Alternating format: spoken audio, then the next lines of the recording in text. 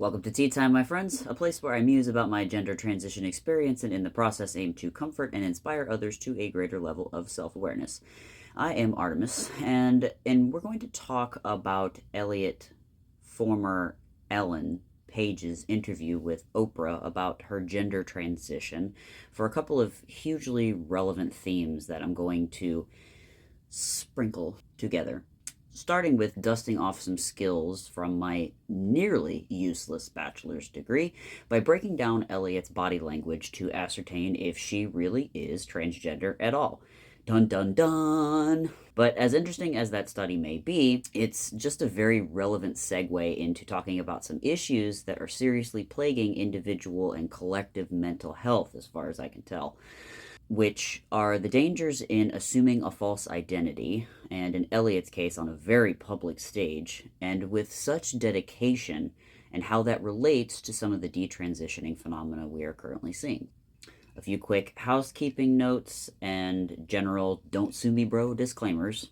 Number one, I'm not a body language expert, and neither do I claim that my conclusions are the end-all be-all truth.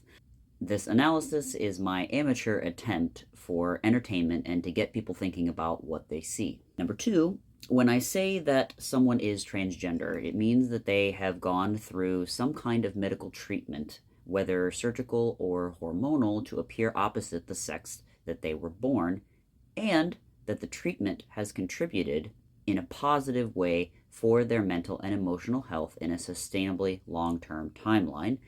And number three, I will be referring to Elliot Page by her new name, but not the male pronoun. And here's why. Pronouns are rooted in objective reality, meaning they refer to biological sex markers that are fixed, unlike names, which are arbitrary and subjective. Ultimately, pronouns are not meant to placate someone's feelings about their identity. They're meant for ease in conversation and social operation. This is personally why, at the end of the day, I let people call me whatever pronoun is easier for them because it doesn't affect me. It facilitates cooperation, and I do not subscribe to forcing people to use preferred pronouns. I would consider using alternative pronouns for certain other conditions, but I won't get into the weeds of that because I have an entire other video all lined up for it. Alrighty, let's roll the tape. Starting with Elliot talking about the point where she realized something must be done about her dysphoria. But we got back to the room and she was like, I have a surprise. And I already had to wear the dress, had one picked out, and I went in and there were 3 dresses laid out, new dresses to maybe see. And I just I lost it. I got so, it was like a cinematic moment, the kind of thing that would be in a movie where and that night after the premiere and at the after party, I collapsed. And that was something that's happened frequently in my life, usually corresponding with a panic attack. So in this part, Elliot discusses having a nervous breakdown when her manager shows her dresses to wear for the premiere of one of her movies. And in basic body language analysis, one of the first things you have to do is to try and get a sense for what different emotions look like for the individual person and a baseline of behavior during non-stressful periods, which this interview, you might say, would be entirely stressful the whole way through, but let's just run with it. Now, while you would think that talking about a nervous breakdown would be a serious topic, here you see that she's laughing about it. Aside from the fact that that in and of itself is kind of odd, this display is a totally different level of comfort than what she shows later when talking about what has brought her the most joy in transitioning. Now keep in mind that these interviews are not off the cuff. People are warned about what is to be asked if there's to be rapport between the two. So this total inversion of discomfort is very telling. Let's get this little stone out of the shoe, though. While it's unusual that someone would talk about a nervous breakdown in any kind of comedic way, there is one way that this can occur. We see it in comedy all the time, and that's when somebody has gotten sufficient distance between themselves and a traumatic event, and they have worked through it to settle their wounds, and they may then see the event as the beginning of something that was much better for them. It's like retelling a terribly embarrassing moment long after it's passed. You can usually laugh about it. That being said, when we see Elliot displaying genuine and not nervous laughter when talking about this mental breakdown she had, we can take this as a rough baseline for what joy or happiness looks like for her, and then also expect the same amount of joy when talking about something that she proclaims actually brings her joy, which is when Oprah asks her about what part of her transition has brought her the most joy. And I'm going to play the clip, and I want you to pay close attention to how you feel when you watch Elliot's response. And keep that in the back of your mind because we're going to address it shortly. What part of your transition has actually brought you the most joy? Goodness, what has brought me the most joy? The most joy.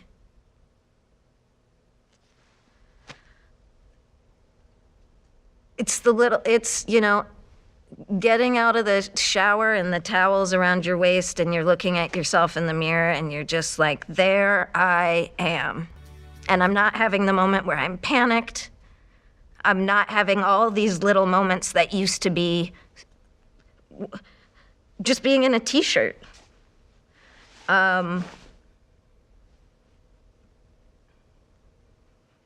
It's being able to touch my chest and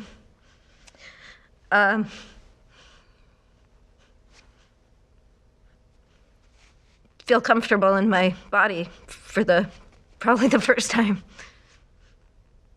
Tears of joy. So instead of the joy we expect to see, when she answers, her body movements get more erratic. She turns her body away slightly. And when she claims those are tears of joy, she actually doesn't cry at all. Probably the first time. Tears of joy. Tears of joy. Tears of joy. Now, one could prop up this lack of tears to testosterone, as it does have that effect on some people, like myself, but she does visibly cry in another part of the interview, removing the likelihood of that explanation. Here are some other big tells in her body language that indicate that she is terribly uncomfortable with the changes transitioning has brought. For one, her eye contact disappears when giving her answer.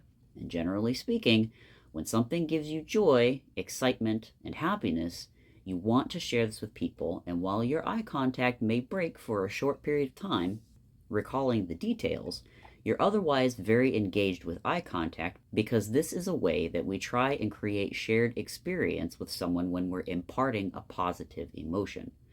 When we are experiencing something uncomfortable, especially when we're being deceitful, unless we are trying to shame someone that has harmed us, we will avoid eye contact.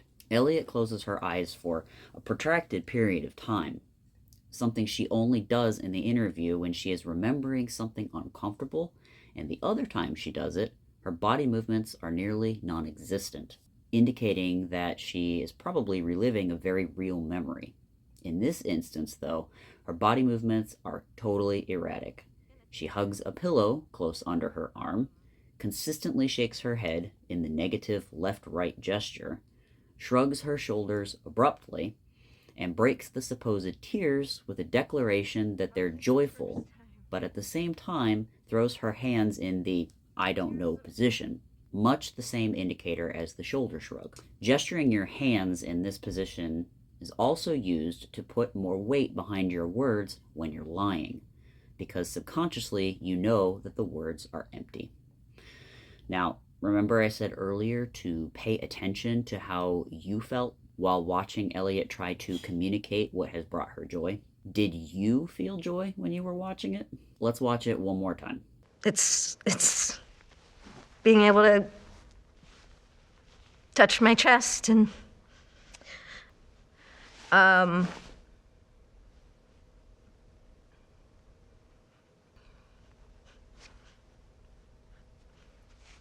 feel comfortable in my body for probably the first time.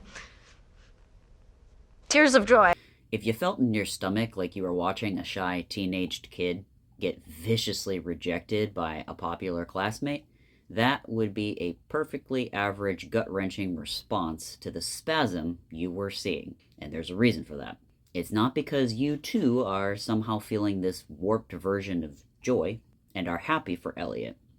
You actually probably feel sympathy for Elliot because it's clear that whatever she's experiencing, joy certainly isn't it. So, is she actually trans? As in, are these medical interventions that she has received contributing positively to her mental and emotional health over a sustained period of time? I'm not convinced for 1 second, and if I had to place a bet, I would say that there is another breakdown coming for her. She talks about breaking down over having to wear a dress and keep up with social gender expectations, and that she was extremely uncomfortable with that. But this doesn't make you trans at all. It just means you don't conform to general cultural gender norms. She displays, however, a hugely genuine smile when Oprah says that this is her first interview as a trans man, but her comfort in talking about herself entirely disappears when she talks about the top surgery portion of her transition. And so, I think that that's where her identity line is. I think this is a classic example of someone who has confused gender non-conforming with transgender, and she took the changes for herself too far because she is hyper-focused on an identity that is tied to a societal generalization and a trend versus individual nuance. To support this point even further, when she talks about discovering herself, she states directly, why did society make this so hard for me? Versus, why did I find this hard? Why was that so hard? Why? Why has society made getting to this place in my life? Because that really is that's the situation we're facing. She removes responsibility for herself in that sentence. Also, not a good sign when you're talking about someone who needs to know themselves inside and out before making such an irreversible change. A small but very important note here is that there is an emerging link between someone who thinks that gender transition is the solution to problems with their mental state and having comorbidities with other mental health issues. And I think this is what we're seeing with Elliot. I don't think transitioning was the particular answer for her particular mental health issues. You also see her focus get really intense when she talks about healthcare and laws around transgender individuals. Direct eye contact, head nodding in the affirmative to punctuate her points. And she states that she feels it is a purpose she now has. Social activism, a favorite banner of celebrities and those who love to speak from their own experience as if it's doctrine for everyone else. I don't know how to really say it other than it just feels more important than feeling scared in moments. It feels more important than if I have an overwhelming day. It, to me, really simply feels like absolutely the right thing to do. There is such an attack on trans healthcare right now, when already there's such lack of access, or trans people who don't even want to go to the doctor. Mm-hmm. What you are hearing from certain lawmakers are actual, complete and utter, they're lies in terms of what they're saying about the healthcare. And the reality of the healthcare is that it's supported by medical institutions, and it saves lives. And if you are going to do this, and if you are also not going to allow trans kids to play sports, children will die. And it really is that simple. This is the next major takeaway from this interview. If you're not careful, you will confuse your sense of self with your purpose or mission in life, and therefore, without this, you would fail to thrive, making it very difficult to be open to anything in opposition to your beliefs.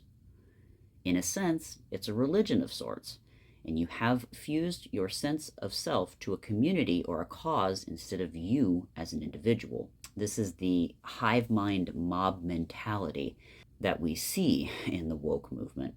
and the social justice warrior. They've found a sense of meaning and belonging in a group, and it becomes their entire identity. I have videos addressing both treating your life mission as an identity and creating a religion out of social activism instead of organized institutional realities, links above. For the average person, backing out of a dogmatic ideology or challenging their decisions and beliefs once they've hit this point is difficult, because they would have to admit to their social circle that they may have made a mistake, or feel for themselves like their feelings might have been a lie. So they keep up the show until a break occurs. And in the case of people who have pursued transition when that wasn't the best path for them, they end up detransitioning and living with whatever changes they have already undergone. For Elliot, she has made a globally public proclamation of her identity and mission, and now the stakes and stage are astronomically higher, sadly, making a catastrophic conclusion even more likely. Now, could I be wrong about Elliot? Of course. I genuinely wish her well, and I mean no harm in scrutinizing. In raising my concerns about what I see here, I aim to get people thinking and learning more so they can make the best choices for themselves. A better world starts with a better you.